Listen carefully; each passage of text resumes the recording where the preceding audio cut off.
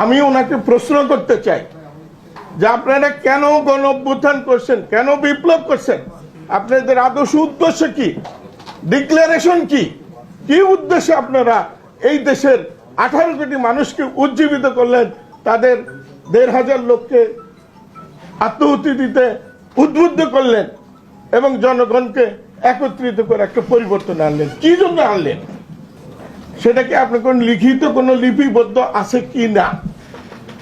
যদি না থাকে অলিখিত কি আছে?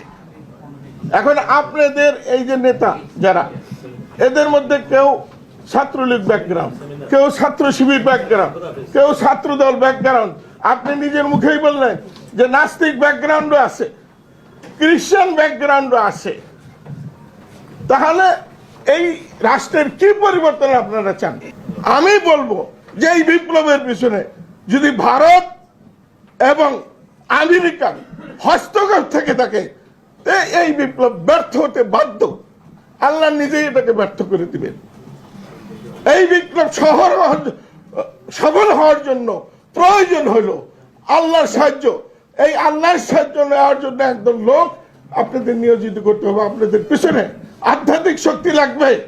এখানে 92% লোক মুসলমান, সেখানে আপনাদের সত্য এক হতে হবে। এক একজন যদি এক এক দিকে টানেন, তাহলে আমরা জাতি কি বুঝবো, আমরা জনগণ কি বুঝবো যে কি জন্য এই বিপ্লবটা হলো? আমরা মুসলমান, এখানে ইসলামিক রুল চাই, শরীয়তের আইন চাই।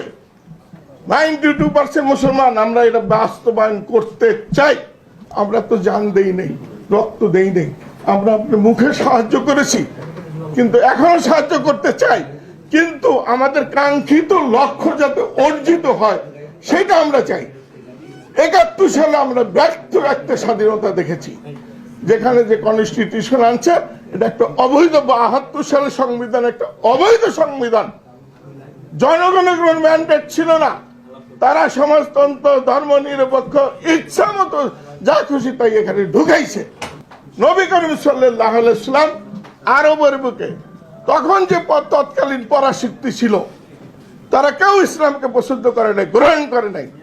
উনি নিজে পারস্য সাম্রাজ্য এবং রোম সাম্রাজ্য, এই দুইটা সাম্রাজ্যকে পরাভূত করে ইসলাম কায়েম করেছেন।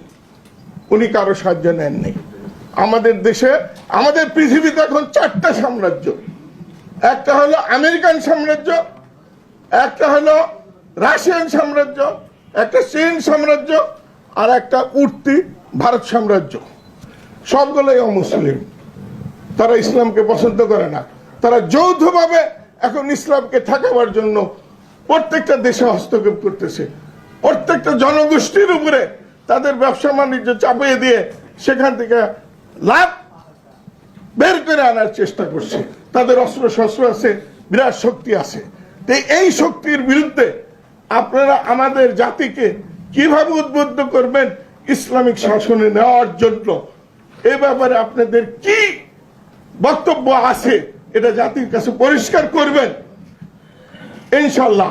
তবে আমি বলবো যে রাসূল সাল্লাল্লাহু আলাইহি ওয়াসাল্লামের যে মূল মন্ত্র ছিল, যেভাবে উনি পারস্য সাম্রাজ্য এবং বিশ্বের রোম সাম্রাজ্যকে পরাভূত করেছিলেন, সেই দিকে আমাদের যাইতে হবে। আমরা মুসলমানরা যদি টিকা থাকতে চাই, কোরআন ও হাদিস নিয়ে, কোরআন ও সুন্নাহ নিয়ে, আমাদের তাহজিব তামুদ্দুন নিয়ে, আমাদের সংস্কৃতি নিয়ে, তাহলে এই পরাশক্তির বিরুদ্ধে আমাদেরকে এককভাবে দাঁড়াতে হবে। আমি বলবো যে এই বিপ্লবের পিছনে যদি ভারত এবং আমেরিকার হস্তক্ষেপ থেকে থাকে, এই বিপ্লব ব্যর্থ হতে বাধ্য। আল্লাহ নিজেই এটাকে ব্যর্থ করে দিবেন।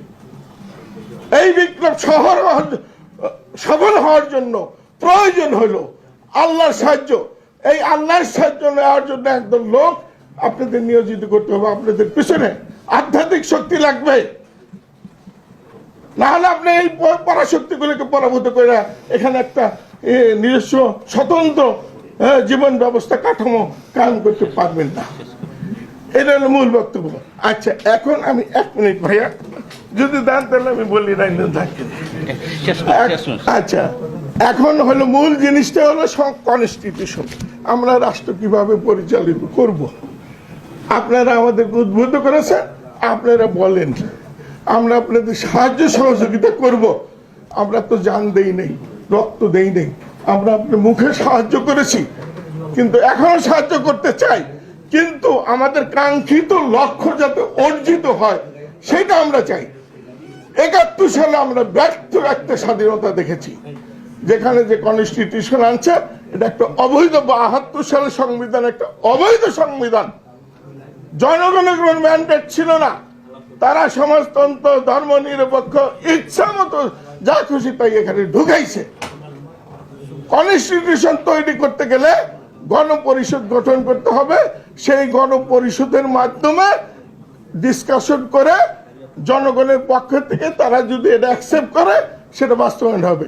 কিন্তু ৭০ সালের ইলেকশন হইল পাকিস্তানের LF এর মাধ্যমে, লিগ্যাল ফ্রেম ওয়ার্ক অর্ডারের মাধ্যমে। সেখানে বলা আছে আল্লাহ রসুলের বিরুদ্ধে, কোরআন হাদিসের বিরুদ্ধে কথা বলা যাবে না, সেইটা আওয়ামী লীগ মেনে নিয়ে ইলেকশন করেছে। সেইটা যদি না মানতো তাইলে নির্বাচনে তারা জিততে পারতো না। আর তখন তাদের যে নির্বাচনী ম্যানিফেস্টো ছিল সেখানে ধর্ম নিরপেক্ষতা, সমাজতন্ত্র রাখার কোনো প্রভিশন ছিল না। এইটা কেমনে ঢুকলো ৭২ সালের ৪ নভেম্বর? কেমনে ঢুকলো? এইটা সম্পূর্ণ ইলিগাল, অবৈধ হয়েছে। এই কনস্টিটিউশনের কোনো বৈধতা নাই। কাজে এই কনস্টিটিউশন আপনি ছুঁড়ে ফেলে দেন, নতুন কনস্টিটিউশন করেন, নতুন বিপ্লব করেন। আর বিপ্লবে যদি অপারগ হন তাইলে দেশবাসীকে আবার ডাকেন, আবার আমরা বিপ্লব করব। ডিক্লারেশন থাকবে বিপ্লবের মধ্যে, যে বিপ্লবের মাধ্যমে আমরা এই জিনিস অর্জিত করতে চাই, বিপ্লব হওয়ার পরে এগুলো বাস্তবায়ন করবো।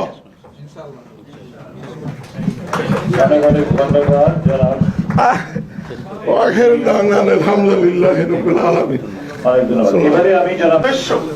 সেগুলো কি হবে, কিভাবে লিপিবদ্ধ করতে হবে সেইটা নিয়ে আলোচনা। এটা একটা অত্যন্ত গুরুত্বপূর্ণ আলোচনা। আমাকে এই আলোচনায় অংশগ্রহণের এবং কিছু বলার সুযোগ দেওয়াতে আমি আয়োজকদেরকে অত্যন্ত ধন্যবাদ জানাচ্ছি। এবং এই ধরনের আয়োজন আরো কিছু কিছু চলা দরকার। আচ্ছা, ফান্ডামেন্টাল আমি 2টা প্রশ্ন করব, তারপর আমি মূল আলোচনায় 1 মিনিট করব। 1 মিনিট ফান্ডামেন্টাল প্রশ্ন। সেগুলা হলো যে আমাদের এখানে যে বিপ্লবটা হইলো বা গণ অভ্যুত্থান হইল, তার একজন নেতা প্রফেসর আসিফ মাহতাবকে আমরা পেয়েছি। আমি ওনাকে প্রশ্ন করতে চাই,